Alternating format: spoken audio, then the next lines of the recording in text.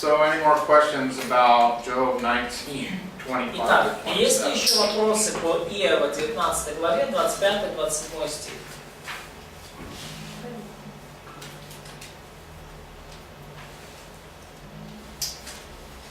Yeah. So excited, he says, my heart faints within me. И это настолько потрясающе, что сердце истаивает в груди моей. Это Иов 19:27. So I think we should probably do some skipping, unfortunately. И я думаю, что нам, к сожалению, придется кое-что пропустить. But we see more of the same. Но по большому счету мы видим, что повторяется то же самое.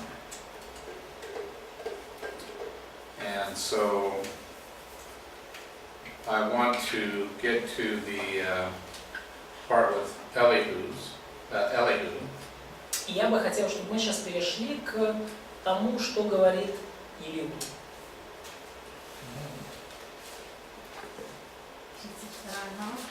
Chapter 32. Mm-hmm.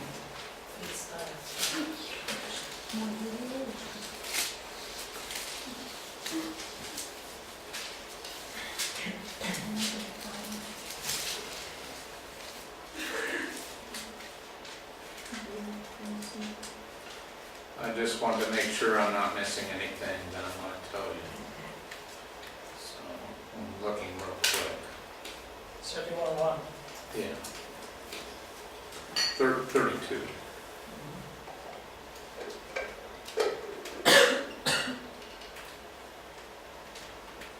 Okay. So here comes Elihu. И вот появляется Илью. Three friends finally stopped talking. И три мужа или три друга, так сказать, Иова, они перестали говорить.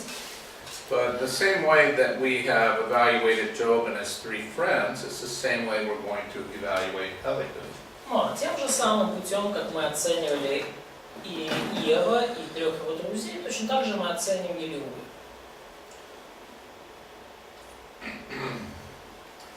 So Elihu is younger, И Илью моложе, and he sees that the three older men really haven't said anything worthwhile. и он видит, что вот эти трое взрослых, уже пожилых мужчин, они не сказали ничего стоящего. And so he mentions this, but then concludes that those great in years may not be wise, verse 9. И он это упоминает и говорит, что не только, что эти вот, так сказать, великие, пожилые, мудрые мужи, они могут быть не такие уже мудрые. Не многолетние только мудрые, не старики разумеют правду. He says, I listened very carefully. И он говорит, что я слушаю очень внимательно. And so he rejects what they have to say. Вслушивался в суждения ваши. И он в итоге отвергает то, что они сказали. He says, I have many words, but the spirit within me has stopped me from speaking until now. И он говорит, что у меня было много слов, но дух внутри меня побудил меня, скажем так, воздержаться от говорения вот до этого момента. But since I'm ready to burst, I have to get my words out. Но поскольку я уже готов воспылать, то сейчас я выскажусь. He says, I'm not out to impress anyone. И он говорит, что я не хочу никого впечатлить своими словами. I'm not going to say nice things just to get your favor. И я не собираюсь говорить какие-то приятные слова, льстить никакому человеку не стану, чтобы просто заслужить расположение. In chapter 33, Elihu addresses Job. И в главе 33 Илью обращается к Иову. And he says that my words are right and true. И он говорит, что мои слова истинные, что мои слова верны. And he invites them to evaluate what he has to say. И он приглашает других людей оценить то, что он сейчас скажет. He's not afraid of people looking at his work. И он не боится того, что люди исследуют его слова. And so he says we all belong to God. И он говорит, что все мы принадлежим Богу. And he says you shouldn't be afraid of me. И что тебе, Иов, не надо меня бояться. I've heard what you had to say. Я слышал то, что ты хочешь сказать. I have no transgression. И во мне нету никакого порока. Чист я, без порока, невинен я, нет во мне неправды. 9 стих, 33 глава. And then let's pick it up in verse 13. И давайте вот посмотрим 13 стих. 33-13. Why do you complain against him that he does not give an account of all his doings? Для чего тебе состязаться или жаловаться с ним, или жаловаться ему? Он не дает отчета ни в каких делах своих. So I think he has a better viewpoint. Ну, то есть мне кажется, что его взгляд, его мировоззрение, точка зрения на Бога, она более корректна, по крайней мере, лучше, чем то, что было у тех друзей.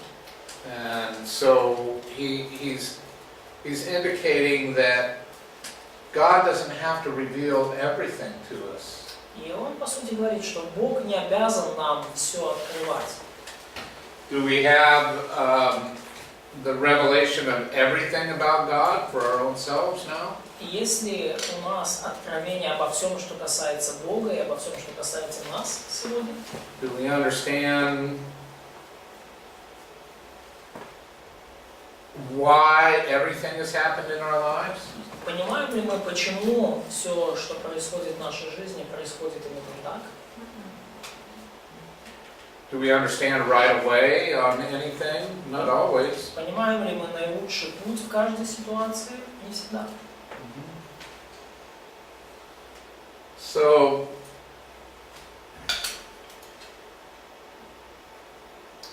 if he says we shouldn't complain about God not revealing everything, И когда он говорит, что нам не нужно состязаться с ним или жаловаться на Бога, роптать на Бога из-за того, что он не открывает нам всего, isn't he saying we should trust God? не говорит ли он тем самым, что нам нужно доверять Богу? Isn't he saying that? Говорит ли он это, по сути? Because I think that's really kind of what he's getting at, is that we should trust God. И мне кажется, что именно то большая идея, к чему он ведет, это то, что нам нужно доверять Богу. That it's okay if he doesn't reveal everything to us. И что это нормально, если он не открывает нам всего. We shouldn't complain. И нам не нужно роптать из-за этого и состязаться с ним. So he talks about how God talks sometimes in dreams. И он дальше говорит Иову о том, как Бог иногда говорит во сне, 15 стих. So that he might turn men aside from their conduct. И 13 да, and и 17. тогда он и таким образом Бог может отвести человека от какого-либо предприятия, да, то есть, скажем так, да, отвести человека от его каких-то действий. And how God disciplines men with pain. И также он описывает, как Бог может вразумить или дисциплинировать человека болезнью, болью, Until he's sick of life. даже до тех пор, что человек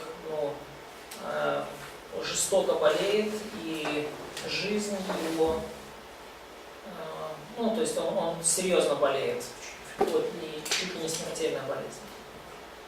He said if there's an angel as a mediator for him. Это вот в стихах 19-22. И в 23 стихе он говорит, если есть у него ангел-наставник или ангел-посредник.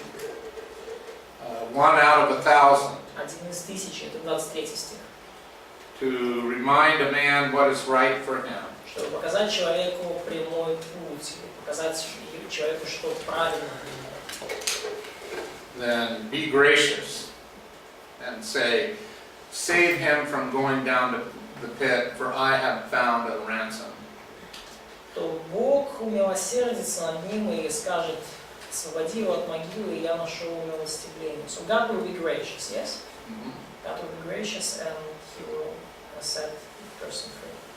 Right. And then he will be restored. И тогда этот человек будет восстановлен, да? Тело его сделается свежее, и он возвратится к дням юности своей. 25 стих. And he will pray to God, and God will accept him, И он будет молиться Богу, и Бог его примет. that he may see his face with joy. И он будет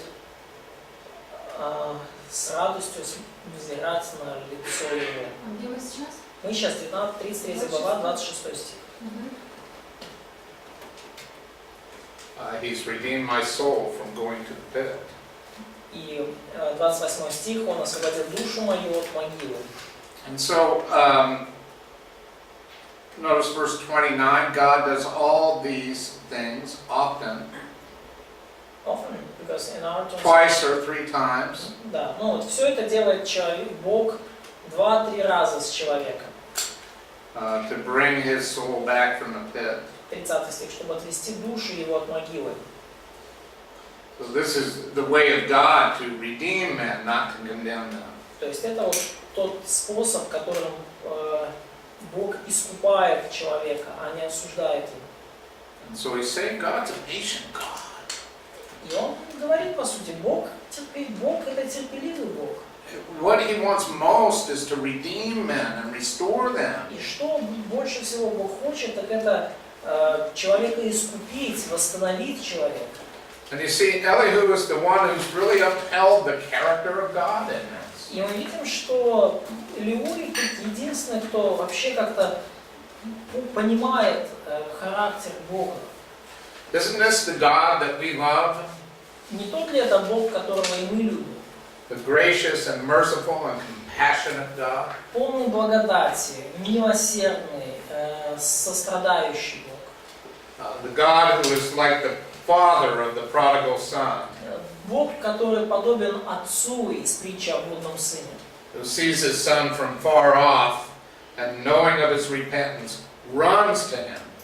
Видя сына своего издалека и зная его покаяние, он бежит к нему. And God is the one who runs to us. И Бог это тот, кто бежит к нам. And I think we should be the ones to be quick to forgive. И я думаю, что мы должны быть теми, кто скор на прощение. And like God, be excited to forgive and eager to do this. И подобно Богу мы должны быть рады и возможности прощать. И мы должны стремиться к тому, чтобы простить человека. And he criticizes Job now in 34:5. И далее он критикует Иова в стихе 34 глава, стих 5. 34 глава, 5 стих. And he summarizes in verse 9 Job's attitude. И в 9 стихе он, скажем так, суммирует или формулирует очень сжато то отношение, которое показывает Иов.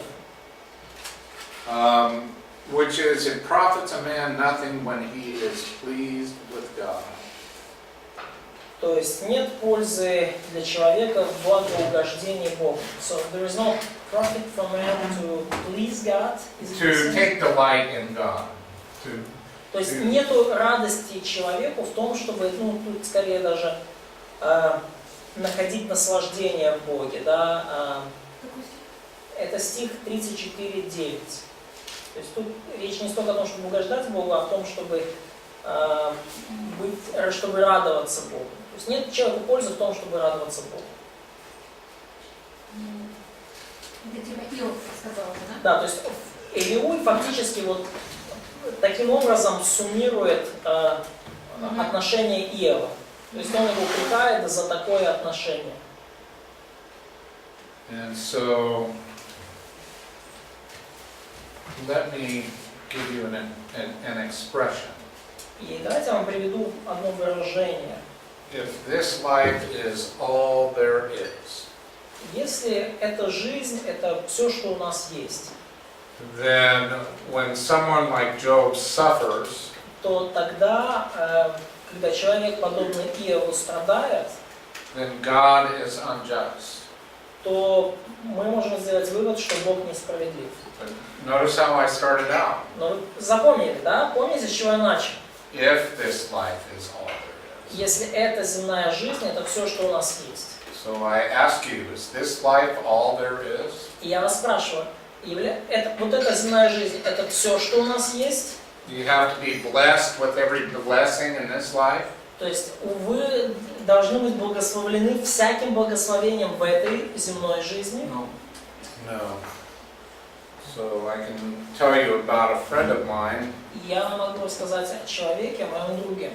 His name is Bob, not the Bob that you know. Его зовут Боб, но это не тот Боб, которого вы, может быть, знаете. Yeah, Bob Bolander. You know Bob Bolander, father and son. То есть вы знаете Боба Буллингера, но это this is not the same Bob. Not the same. So this man, he was in the army. И вот этот человек был в армии. And he went through a time of war and peace. И он пережил и войну, и мир.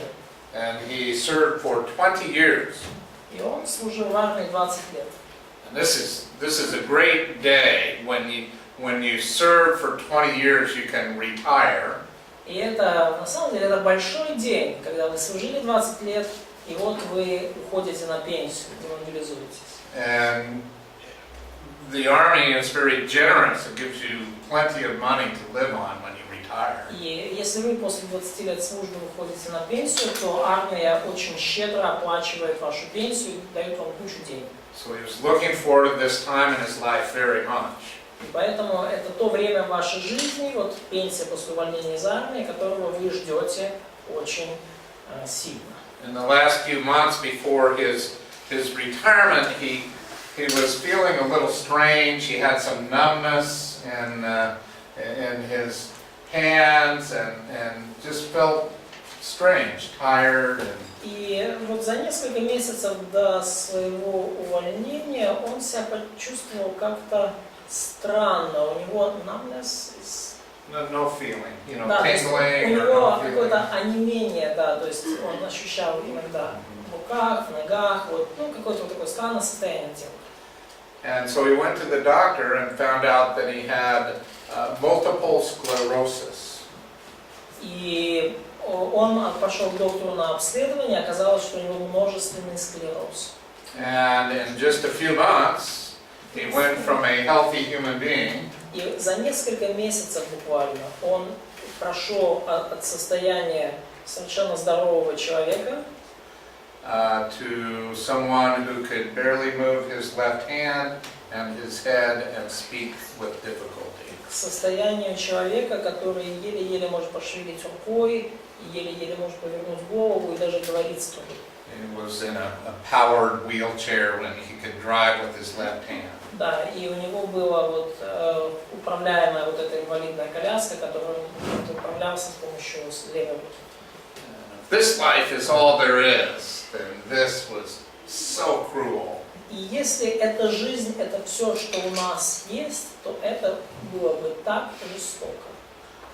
So multiple sclerosis affects your muscles, even in your chest, for breathing. И множественный склероз, он также поражает ваши мышцы груди, да? Это рассеянный склероз? Ну, наверное, рассеянный склероз. Хотя не уверен. And he could, you can't cough like a normal person. То есть вы даже мышцы груди, да, и которые отвечают за ваше дыхание, они поражаются, вы не можете нормально даже прокашляться.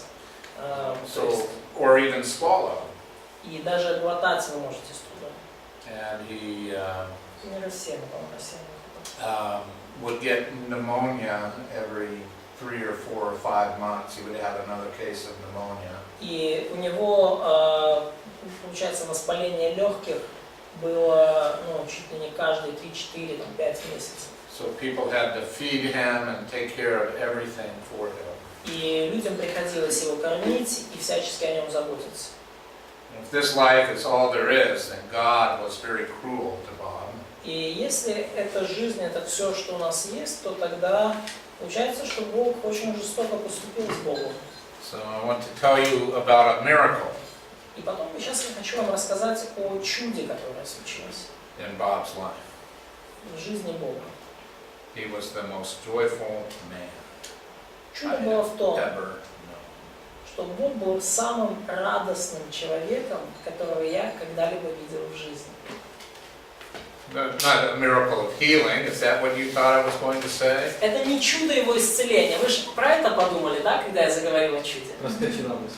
А? Проскочила мысль. So, yeah, this thought came through our mind. No, there was a better miracle. Чудо было куда больше, лучше. He produced the fruit of the Spirit every moment of his life.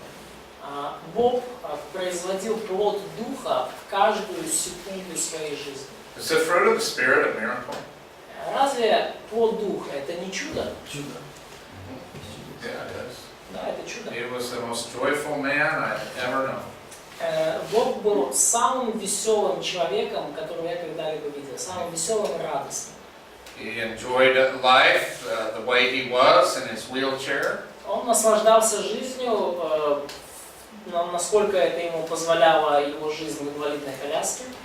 And looked forward to going to heaven and being restored. И с нетерпением ожидал, когда же он отправится на небеса, и там его тело будет восстановлено. And seeing his Savior.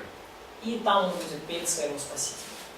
And so he died and went to heaven. И он умер, и он отправился на небеса. And it was a joyous celebration. И это было самое радостное празднование. If this life is all there is, then we have reason to be angry at God. И если бы эта жизнь была всем, что у нас есть, то тогда были бы, конечно, причины у нас гневаться на Бога. Otherwise, we should be producing the fruit of the Spirit. Но если это не так, то нам нужно производить в себе, в своей душе плод Духа. And I think that Bob has gone to heaven. He's with the Lord, and he is going to have much reward. И я думаю, что да, Бог, конечно же, отправится на небеса, он с Богом, и я думаю, что он получит много, большую награду. The Apostle Paul said, living Christ, dying prophet. Philippians 1:21. Да, в Филиппийцам 1:21 Павел говорит, что для меня жизнь Христос, а смерть приобретение. Или буквально прибыль. So does it profit a man when he is delighted with God? Потому не является прибылью и приобретением для человека, да, то есть есть ли польза для человека в том, чтобы находить радость в Боге? Even if he suffers all the days of his life. Даже если он страдает каждый день своей жизни. Yes, it does. К вопросу в 9 стихе. Да, есть польза для человека находить радость в Боге. So Elihu says God does no wickedness. И потому Илью говорит, что Бог не совершает беззакония, Бог не делает неправды. Это 12 стих. He is just to mankind. И что Бог справедлив по отношению к человеку и человечеству. And he makes man find it according to his way. In other words, he makes man find the work that he's supposed to do in his life. И вот verse. И что Бог, он помогает человеку увидеть труд, который Бог совершает в его жизни. Бог дает человеку увидеть труд, который он совершает в жизни человека. And God is just to all. И что Бог справедлив для всех, He ко shows всем. he shows no partiality. И что Бог не показывает, Бог не лицеприятен. To royalty or the rich. Он не лицеприятен по отношению к богатым и могущественным. Everyone dies just the same. И да, то есть он не смотрит на лица князей, и все умирают одинаково. In verse 21, he talks about how God knows every step that we take. И в 21 стихе он говорит о том, как Бог знает каждый наш шаг. That Видит все шаги его и по общему путям человека. that when people think they're sinning in secret, it's daylight to God. He sees everything. И когда люди думают, что они грешат где-то в тайне, то для Бога это все как на придневном свете. Он видит все. And he humbles mighty men. He breaks them in pieces. И он сокрушает сильных, он смиряет их, он разбивает их на куски. He knows their works. Он излагает их ночью, он знает их дела. So he strikes the wicked publicly. И он поражает беззаконных людей пред глазами других публично, Because they no longer follow him. потому что они отвратились и больше не следуют за ним. And then when he keeps quiet, Это 27 стих. we can't condemn. He keeps quiet. Yeah, so when God does nothing to a person, we shouldn't condemn that person. И потому, если Бог ничего не делает по отношению к человеку, мы не должны осуждать этого человека. So,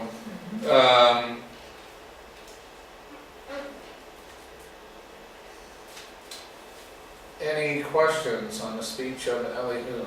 Есть ли у вас какие-то вопросы вообще по речи или Илуе? Сколько Сермаха? А? Сколько Сермаха? 10, какой стих? 27. Нет, 28. Подожди, это что-то украинское слово? Щоб зорік Сермаха співали до нього, бо він чує Сермах, в русском переводе это крик бедного. То есть это какой-то, так что дошел до него вопль бедного. И он услышал стенание угнетенных. Там, наверное, украинское слово для значения бедного человека.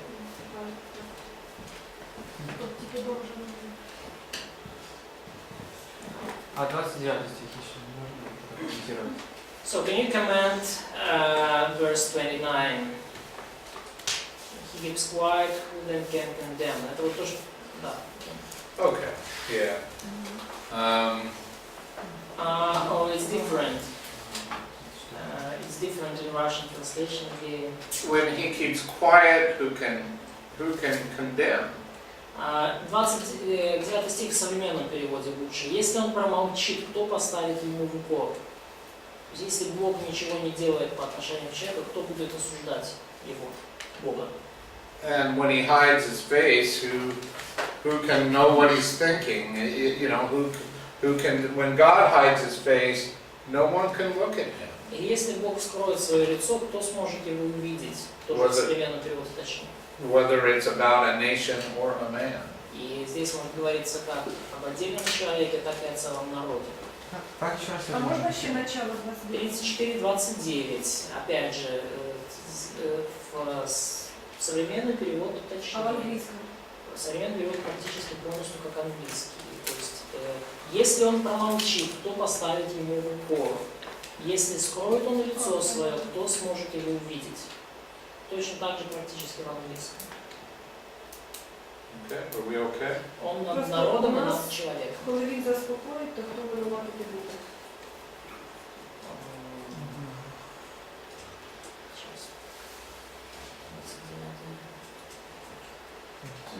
Нет. So, нет, это не то же самое. Нет, не то же самое. So, in the Ukrainian translation, it's when God will kind of count down someone, if He will kind of humble someone, so who will condemn him. То есть идея не в том,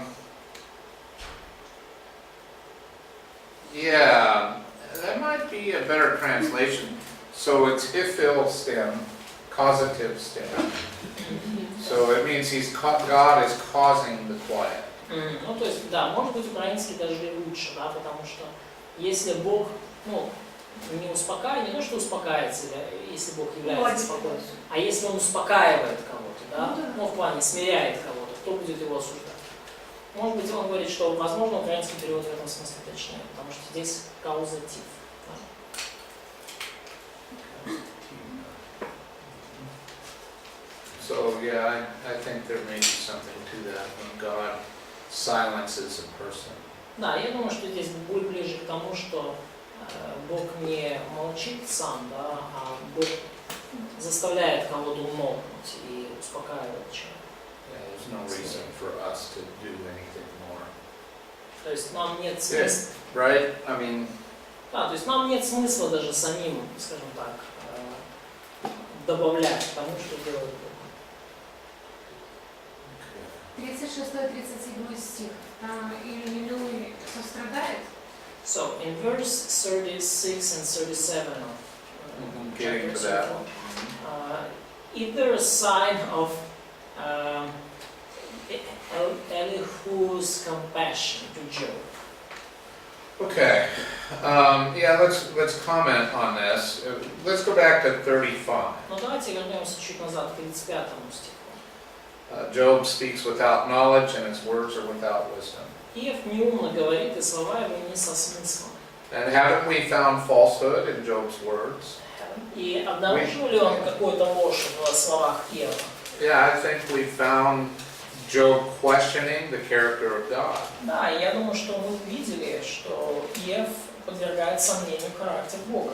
Many good things, but on the other hand, he's questioning God's character and letting this happen. Он говорит, конечно, много хороших вещей, но с другой стороны, он подвергает сомнению Божий характер, он дает этому случиться.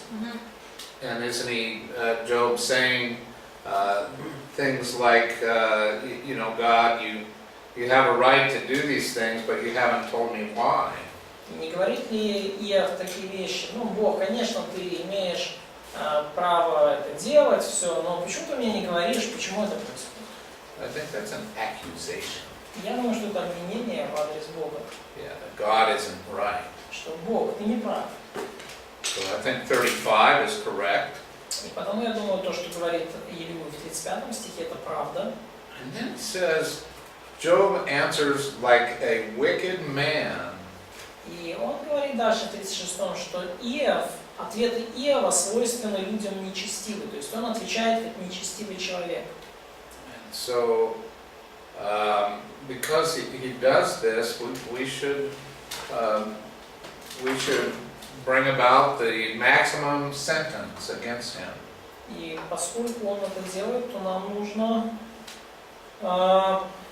добавить ему. You understand, like when a judge judges a criminal, he may, you know, give him a minimum sentence, you know, 3 years or 5 years, and the maximum is 10. Да, то тогда нам нужно Иову вынести самый суровый приговор, по сути, да, в этих словах, потому что он не говорит. So, Russian translation again, it's I would like that Job will be tested maximum. It's kind of so it's not about testing, it's about giving a sentence, yes?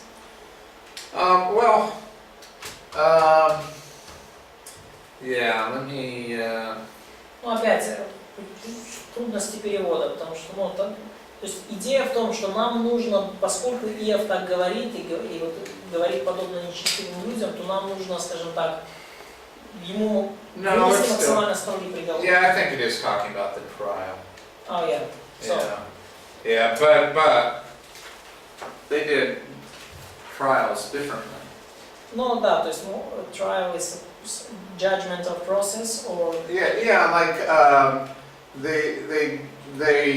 he means to examine him to the extreme, like, you know, look So, at very everything with careful. a microscope. you Да, то know. есть фактически, Yeah. да, Илью имеет в виду, Yeah, that's a поскольку better idea. Иов говорит такие слова, то нам нужно максимально детально исследовать, да, то есть провести как максимально суровый и внимательный, скрупулезный процесс по исследованию его слов.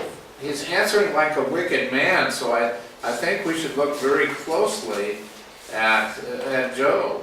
И он отвечает как нечестивый человек, поэтому нам нужно очень внимательно исследовать, да, Иова и его слова, и то, что он говорит.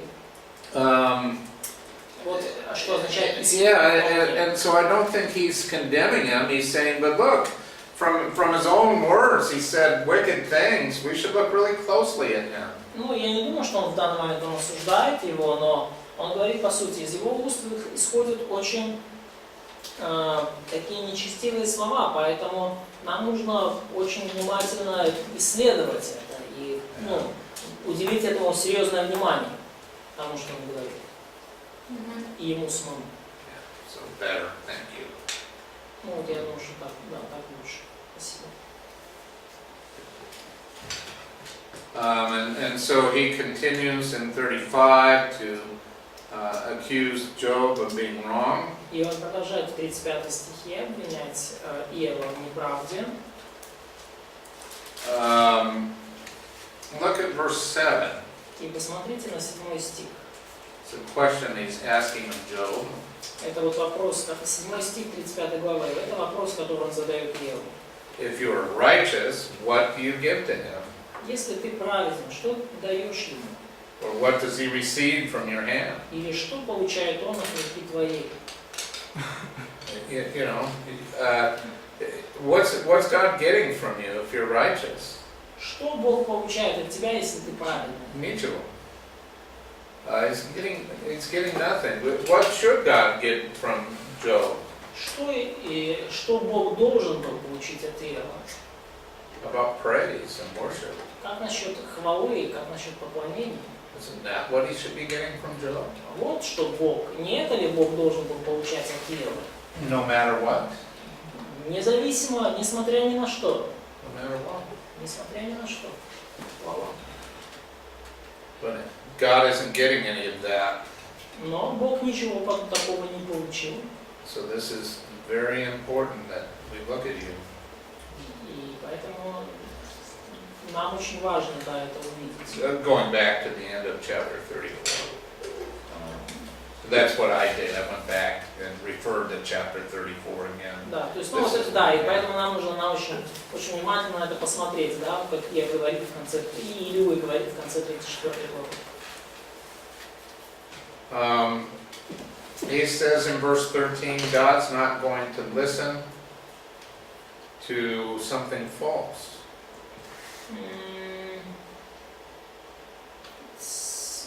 It's different in Russian. Okay, that's fine. This is how we find things out. Oh yeah, so Yeah. it's not true that God do not hear and Almighty do not regard it.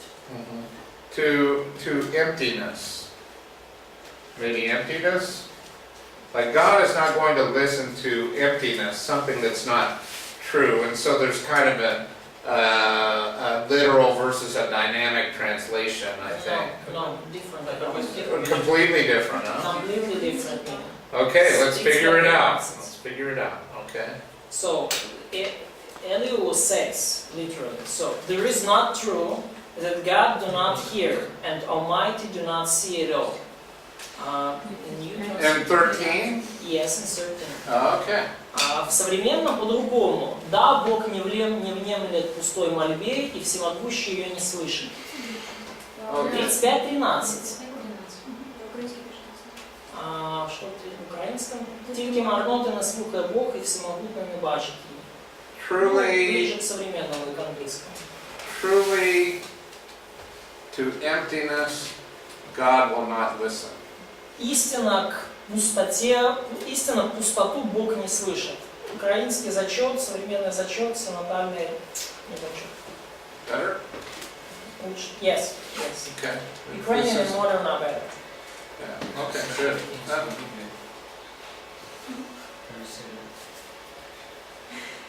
And so he's not going to listen.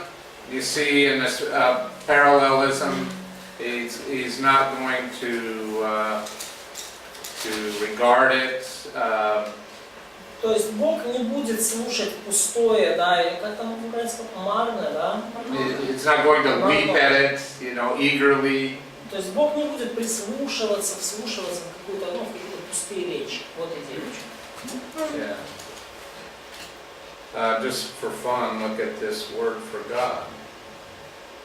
И просто, скажем так, ради развлечения посмотрите на это слово, которым говорится о Боге.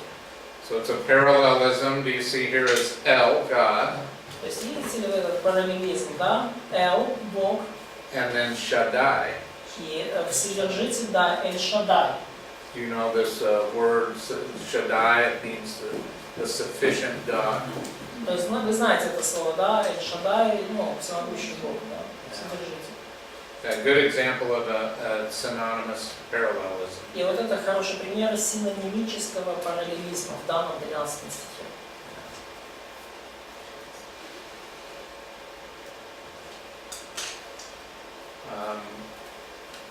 I like this expression in 16, he multiplies words without knowledge.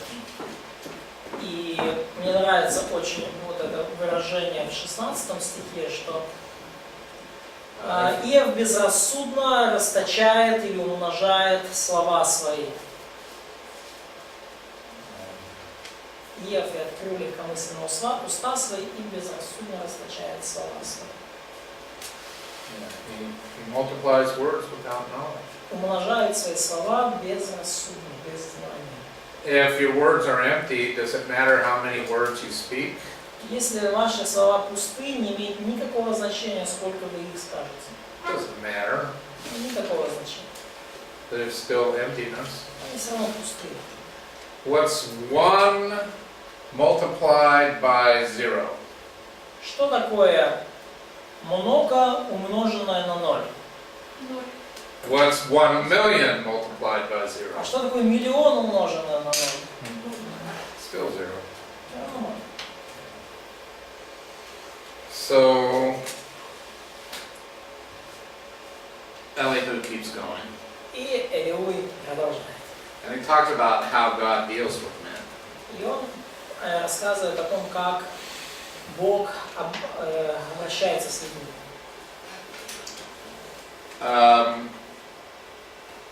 He says, I will get my knowledge from far off. И он говорит, что я начну с моего суждения издалека. So he got his knowledge from, From far away. Опять 25. Не я начну рассуждение издалека, а я получил мое знание издалека. So he got his knowledge from God, yes? Imply. То есть идея в том, что я свое знание получил от Бога. То есть, And he says, I'm going 3 стих.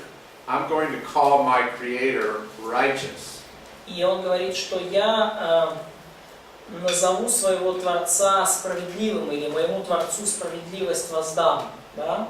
В синодальном. Как в украинском? Да, но вторая строчка везде правильно, а первая везде не зачет, потому что so it is in all Russian and Ukrainian translation it's just said that I will start from far away, so I will not go to the question directly. I will start. Yeah. Interesting. Сейчас. Okay. Прошу, когда преподаватель. So, here is knowledge, my knowledge. So I will carry my knowledge to. Oh, that's interesting. I will carry my knowledge to a distant place. So he says literally, I will carry my knowledge. То есть буквально он говорит, я пронесу свое знание to a distant place. Далеко, на большое расстояние, на удаленное расстояние. На удаленное, я пронесу свое знание на удаленное место. Вот буквально так. Yeah, the challenge is that the word carry my knowledge means take or receive. Но как бы трудность в том, что вот это слово, да, я пронесу свое знание, или оно означает буквально получить, да.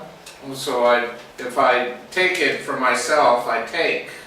То есть если я вот, ну, как бы взял это вот сам у себя, вот я беру это, да. But if someone else gives it to me, I receive it. Ага, то есть или брать, или получать. Но если кто-то мне это дал, то я не взял, я получил. То есть видите разницу, да? То есть можно взять что-то свое, а можно получить от кого-то другого что-то чужое.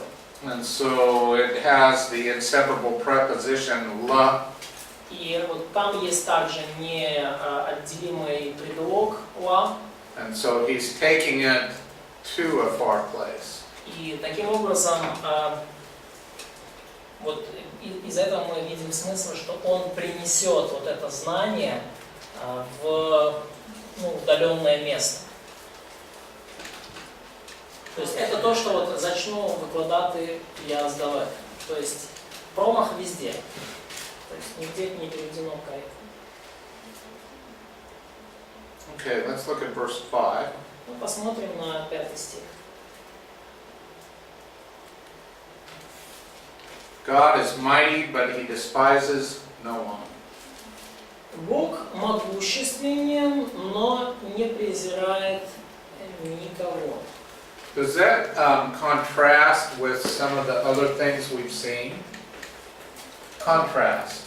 Не противоречит ли это, не отличается ли это от того, что мы видим? Like chapter 4, Как, например, 4 глава. where God doesn't care. When men die, no one cares, right? There's no regard for them. Помните, да, в 4 главе?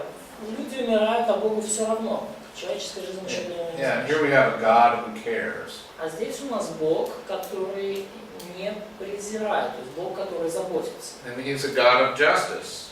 И также Он Бог У справедливый. нас все наверное, немножко по-другому. Это какой у нас 5 5 стих, стих, да? да. Что Бог могуществен и не презирает сильного крепостью сердца. Откуда это непонятно, но типа такого он не презрит, кто сильный в духе. So, in similar again, дайте украинский слово. Ну, украинском не Кидай помог. Нику. So in similar they probably messed up 2 lines. So God is almighty and He do not despise the one who's strong by the strength of His heart. Okay, so it's God is mighty, but he does not despise. He is mighty in strength of understanding. So it's about God who is mighty in strength. Yeah, I think so. Да, то есть буквальный смысл такой, что Like it's Бог all about силен, да, то есть в современном точнее, Бог могущественнее, но людей Он не презирает. Силой разума Он могуч. Бог могуч, а не там кто-то из людей сильной крепостью. Но у нас написано Бог могущ. Бог могуч Да. и не презирает Сильного крепостью сердца. вот сильной крепостью, во-первых, не крепостью, а сильной крепостью не сердца, а разумения. Вот. Во-вторых, сильной крепостью разумения это Бог, а не человек. А Бог, будучи могучим, Он не презирает никого. Ну, вот такой там смысл. Бог могущественен, но людей Он не презирает. Силой разума Он могуч. Бог. А в украинском это «Таж Бог сильний і не відкидає нікого, Він міцний в силі серця». Ну, только не сердце, а понимание. Ну, более-менее корректно. Синодально опять утвор. Are we all? Everything's Yeah. good. Yeah.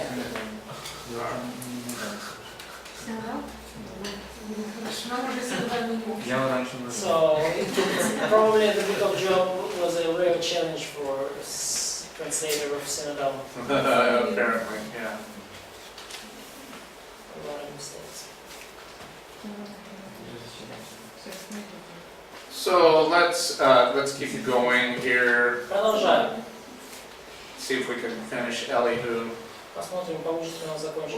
We're going to skip a little bit again. Мы пропустим 5 версий немножко снова. So, let's go to chapter 37. Ну, давайте перейдем к главе 37.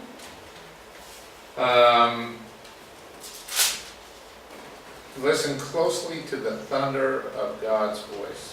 Слушайте, слушайте голос Его и гром, исходящий из уст Его. Ну, слушайте гром Божьего голоса. Verse 5, he does Второй great стих, things 37. which we can't comprehend. 5 стих 37 главы. Бог делает дела великие, для нас непостижимые. He tells the snow to fall and the rain, and they do those things.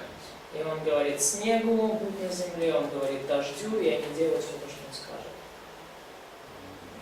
It says that he seals the hand of every man. И далее в 7 стихе говорит, что Он полагает печать на руку каждого человека. I'm not exactly sure what this means. Я не уверен точно, что это значит. Other than maybe just in the sense of he creates us. Ну, кроме того, что, ну, самый такой простой смысл, что Он нас просто сотворил всех. So that every man may know his work. И таким образом, чтобы все люди знали дело Его. 7 стих. In verse 8 it talks about the instincts of animals to go into their lairs. 37:8 говорит об инстинктах зверей, которые уходят в их убежище и остаются в логовище. Do bears live in Ukraine, maybe western Ukraine? Медведи живут в Украине, там, в Западной Украине. Maybe down, I don't know where, but you're familiar with these animals. Ну, я надеюсь, что вы так или иначе вы знакомы с этими животными. Медведи. Just a few miles from me, there are bears and lions. Ну, как раз несколько там миль от меня живут там медведи и львы. Yeah, we live right on the edge of the wilderness, То so есть мы живем прямо на краю пустыни. I see bears from time to time because I hike up in the wilderness often. И я, поскольку я часто выхожу вот в пустынные места, там совершаю туристские походы, то я время от времени вижу медведей. In the late spring and early summer, they come out with their young ones. И поздней весной или ранним летом они выходят уже со своим потомством. And that's when they're the most dangerous. И в эти моменты они наиболее опасны. Yeah, a mother will defend her young, and she'll come after you and kill you, just like that. И медведица будет защищать своих медвежат, и она вас нападет и вас загрызет только так. А вы видели этих медвежат и котят маленьких? So, did you see these little bears or little lions? I've seen bear cubs, Да, я mother видел. with cubs. Я видел мамочку медведицу. Yeah, you never say that. You just stay out of the way. Get away as fast as you can. И вам никогда вообще не стоит сильно там присматриваться, если вы это видите, бегите как можно дальше. Yeah, because the mom's going to kill you, so Потому что you медведица, won't have time to say how cute. медведица, она вас будет стараться прибить всеми средствами. У вас не будет времени сказать, ой, как мило. Yeah, the mom will kill you and feed your ears to her little baby cubs. Мамочка вас это прибьет, и она ваши уши отнесет своим медвежатам на десерт. А много несчастных случаев, когда... So, there are a lot of accidents like this when mother bear just Not very often. не очень часто. Yeah, we all know how to avoid each other. Мы хорошо знаем, как избегать друг друга. But it happens every year. So Но это случается каждый год. someone will get, every year someone will get mauled by a bear or a mountain lion. Но каждый год кто-то погибает из-за медведей или львов. Yeah, and it fairly often I'll see the footprints of a mountain lion or bear. И очень часто я при этом вишу следы медведей или горных львов. They hunt early in the morning at the time of twilight. И они охотятся ранним утром во времена, ну, когда восходит солнце. So you know, you don't. That's when you don't go out unless you want to ask for trouble. И вот это как раз таки то время, когда вам лучше не выходить на улицу, иначе вы нарваетесь на неприятности. Yeah. So one day I was out hiking and there was a mountain lion 100 yards from me. И однажды я вышел как-то 100 meters. прогуляться, так сказать, в лес, и лев горный был где-то в 100 метрах от меня. And Did you have a gun? no, I didn't on that occasion. Ружья у меня с собой не было. Без друга, да? Without friend. Yeah, my friend wasn't with me. Да, мой друг с нами не был. A couple of days later, that mountain lion attacked someone Но и несколько дней спустя этот лев на кого-то напал. and just ripped him up really bad. И очень сильно человека расцарапал. And he almost died. И этот человек почти умер. So, yeah, it happens. So the animals are not accused, so no one just trying to shout. Sometimes they will shoot an animal that's harmed a human being. Да, но иногда они охотятся, иногда они застреливают животное, которое атаковало человека.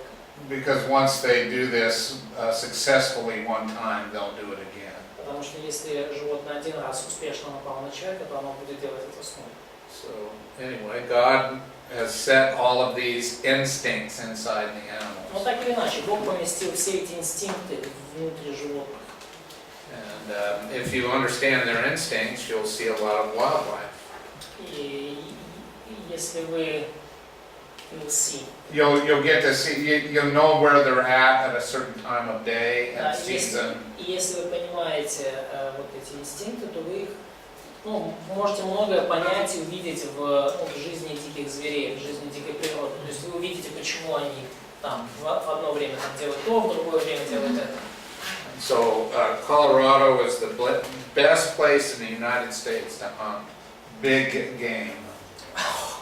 То есть штат Колорадо это лучшее место во всех Соединенных Штатах, чтобы охотиться на реально крупную дичь.